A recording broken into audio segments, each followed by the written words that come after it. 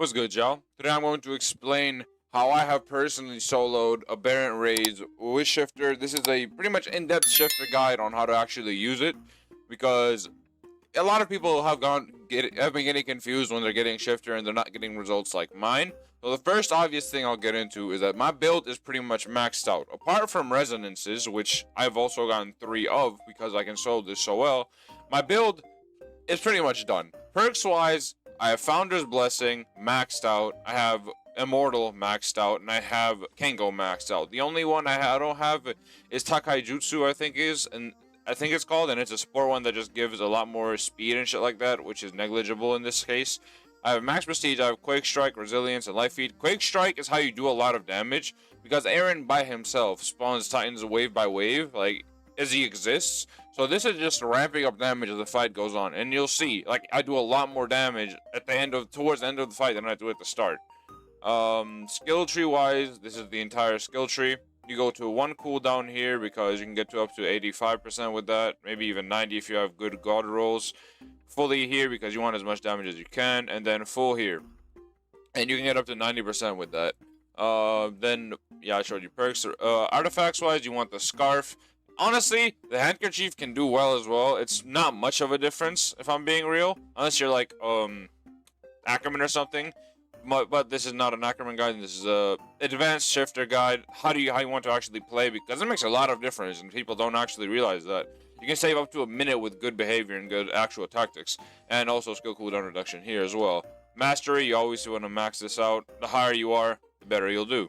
And I'll get into the game, and I'll actually show you my second attempt because my game has loading issues. I always run Fog, Injury Prone, and Nightmare, just a bit better and easier for me. But yeah, I'll just show you I'll just cut back to when the game is actually loaded and explain how I go about it. Alright, now we're almost fully loaded in. Oh damn, I'm about to sneeze.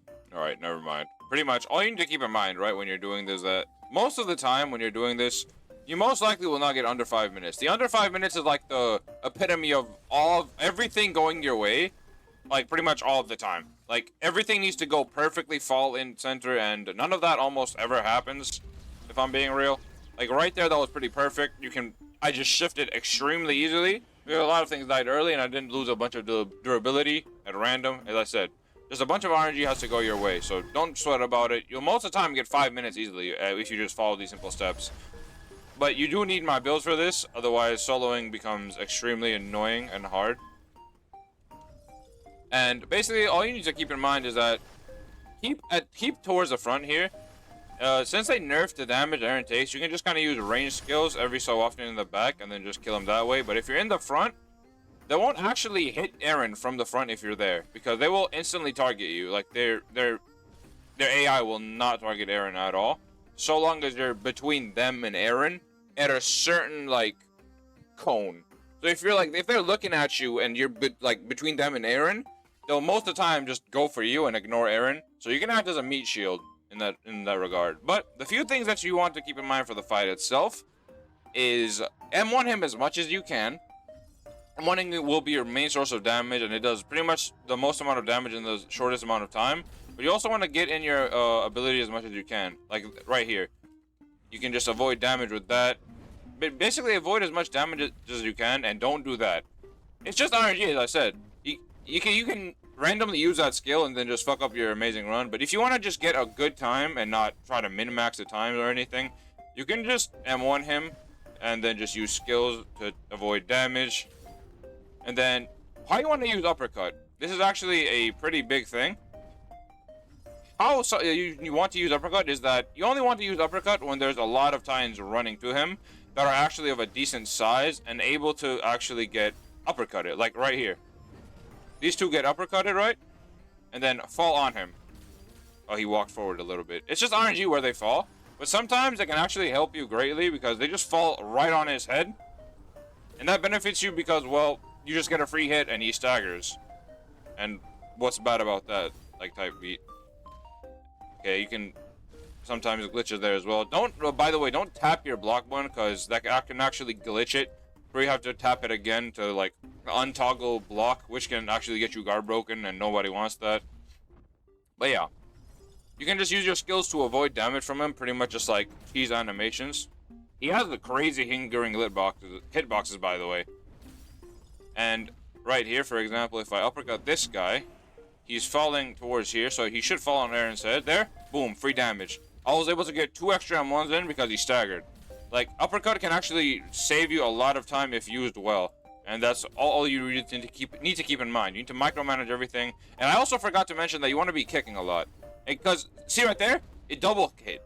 Kicks can actually double hit in straight intervals. I don't know how they really work. But they can double hit, and that's all that really matters. Because you can pretty much just kind of get free damage in and at no expense of your own safety. So just pretty much get free damage in at no expense. Just do it.